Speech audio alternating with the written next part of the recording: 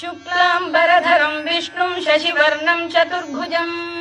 प्रसन्नवदनं ध्यायेत् सर्वविघ्नोपशान्तये। व्यासं वसिष्ठनप्तारं शक्तेः पौत्रमकल्मषम् पराशरात्मजं वन्दे शुकतातं तपोनिधिम्। व्यासाय विष्णुरूपाय व्यासरूपाय विष्णवे नमो वै ब्रह्मनिधये वासिष्ठाय नमो नमः। अविकाराय शुद्धाय नित्याय परमात्मने सदैकरूपरूपाय विष्णवे सर्वजिष्णवे यस्य स्मरणमात्रेण जन्म संसारबन्धनात् विमुच्यते नमस्तस्मै विष्णवे प्रभविष्णवे। ॐ नमो विष्णवे प्रभविष्णवे। श्रीवैशम्पायन उवाच श्रुत्वा धर्मानशेषेण पावनानि च सर्वशः युधिष्ठिरः शान्तनवं पुनरेवाभ्यभाषत। युधिष्ठिर उवाच किमेकं दैवतं लोके किं वाप्येकं परायणम् स्तुवन्तः कङ्कमर्चन्तः प्राप्नुयुर्मानवा शुभम्। को धर्मः सर्वधर्माणां भवतः परमो मतः किं जपन्मुच्यते जन्तुर्जन्म संसारबन्धनात्। श्रीभीष्म उवाच जगत्प्रभुं देवदेवमनन्तं पुरुषोत्तमम्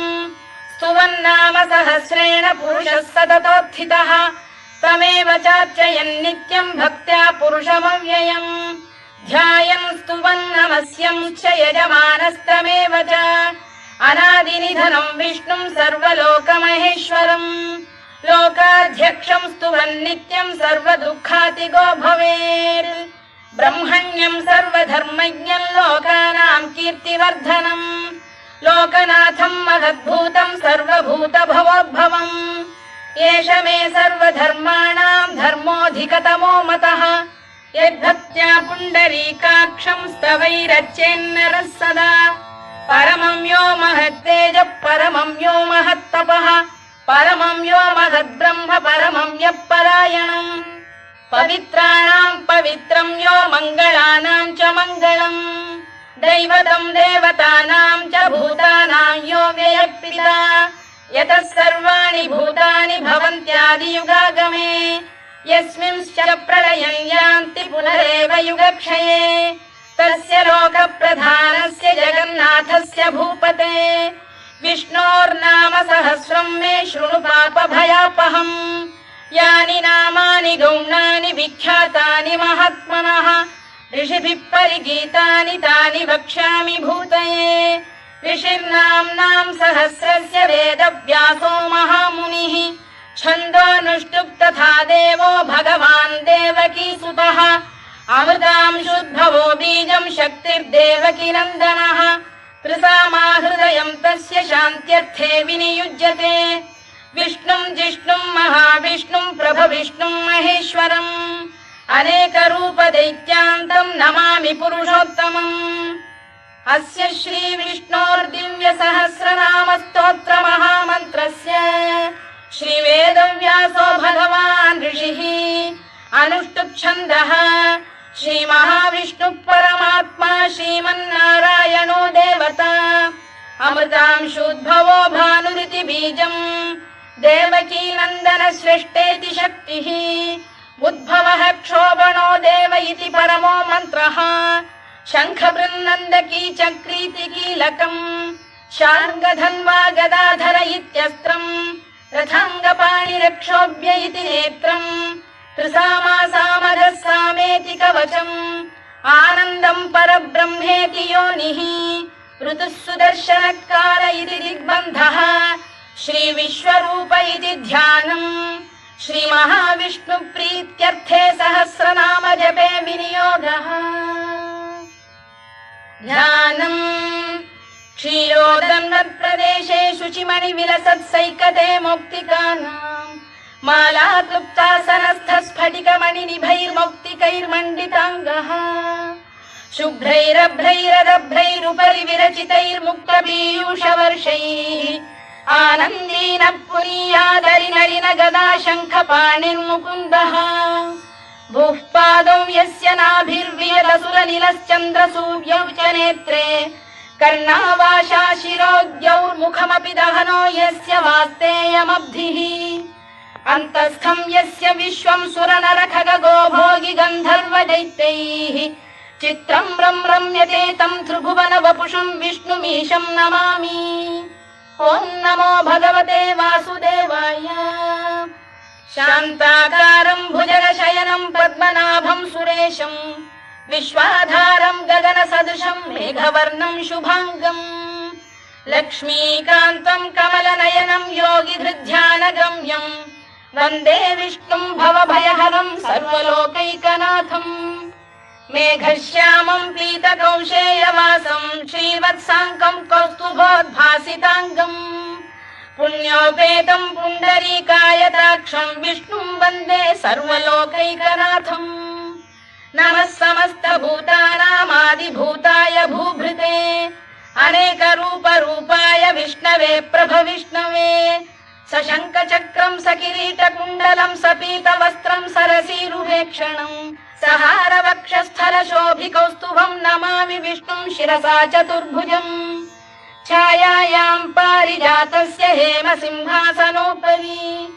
आसीनमम्बुदश्याममायताक्षमलङ्कृतम् चन्द्राननं चतुर्बाहुं श्रीवत्साङ्कितवक्षसम् रुक्मिणी सत्यभामाभ्यां सहितं कृष्णमाश्रये।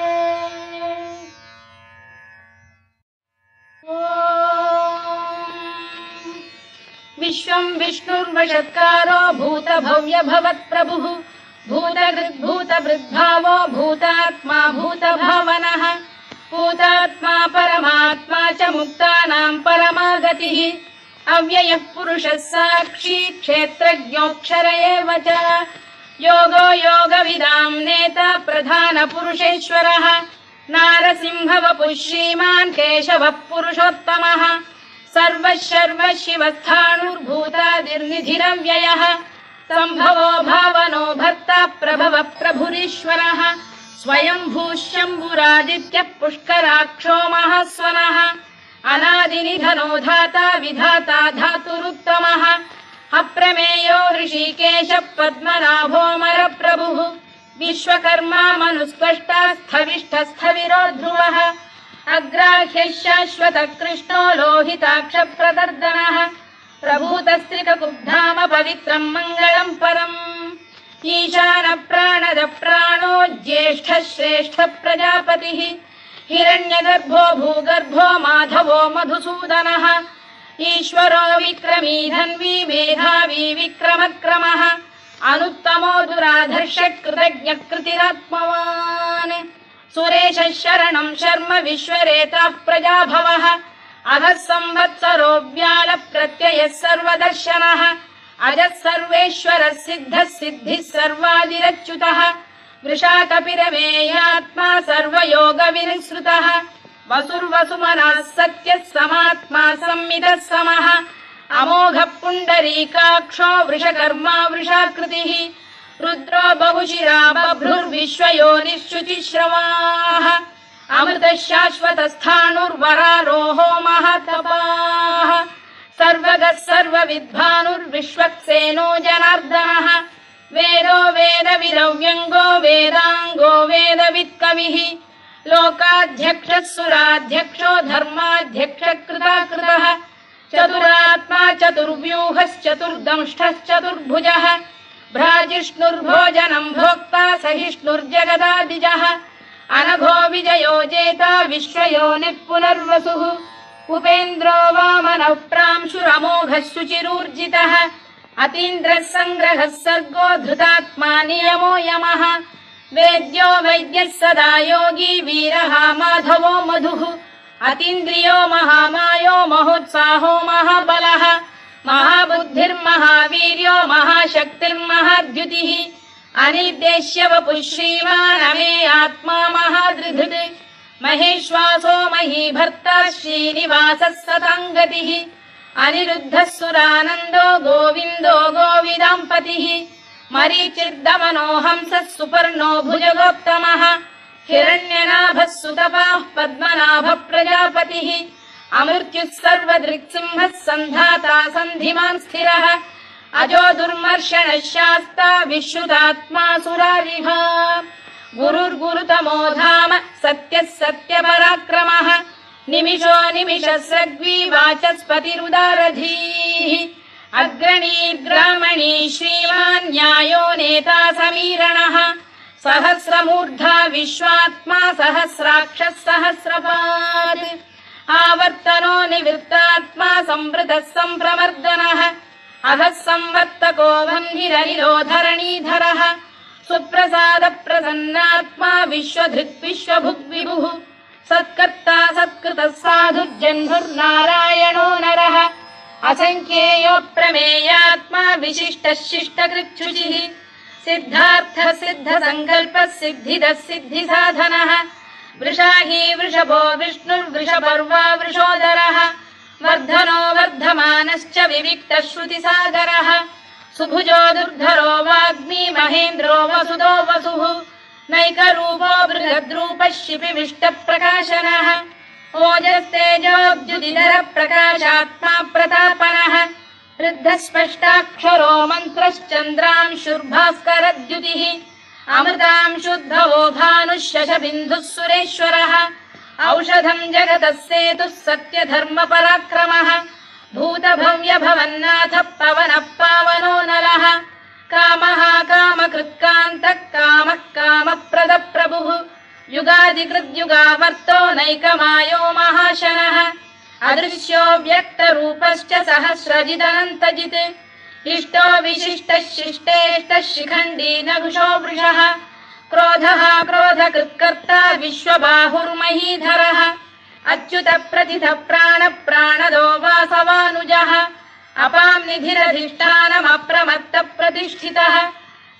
स्कन्दधरो धुर्यो वरदो वायुवाहनः वासुदेवो बृहद्भानुरादिदेवः पुरन्दरः अशोकस्तारणस्तारः शूरः शौरिर्जनेश्वरः अनुकूलः शतावर्तः पद्मी पद्मनिभेक्षणः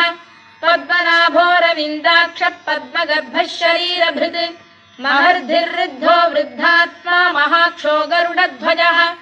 अतुलः शरभो भीमः समयज्ञो हविर्हरिः सर्वलक्षणलक्षण्यो लक्ष्मीवान् समितिञ्जयः विक्षरो रोहितो मार्गो हेतुर्दामोदरः सः महीधरो महाभागो वेगवानमिताशनः उद्भवः क्षोभणो देवः श्रीगर्भः परमेश्वरः कारणं कारणं कर्ता विकर्ता गहनो गुहः व्यवसायो व्यवस्थानः संस्थानस्थानदो ध्रुवः परद्धिः परमस्पष्टः तुष्टः पुष्टः शुभेक्षणः रामो विरामो विरतो मार्गो नेयो नयोनयः वीरः शक्तिमतां श्रेष्ठो धर्मो धर्मविदुत्तमः वैकुण्ठः पुरुष प्राणद प्रणवपृतुः हिरण्यगर्भः शत्रुघ्नो व्याप्तो वायुरधोक्षजः ऋतुः सुदर्शनकारः परमेष्ठी परिग्रहः उग्रः संवत्सरो दक्षो विश्रामो विश्वदक्षिणः विस्तारस्थावरस्थाणुः प्रमाणं बीजमव्ययम् अर्थोऽनर्थो महाकोशो महाभोगो महाधनः अनिर्विण्णस्थविष्ठो भूर्धर्मयूपो महामखः नक्षत्रनेमिर्नक्षत्री क्षमः क्षामः समीहनः यज्ञयुज्यो महेज्यश्च क्रतुः सत्रम् सताम् गतिः सर्वदर्शी विमुक्तात्मा सर्वज्ञो ज्ञानमुत्तमम् सुव्रतः सुमुखः सूक्ष्मः सुघोषः सुखदः सुहृद् मनोहरो जितक्रोधो वीरबाहुर्विदारणः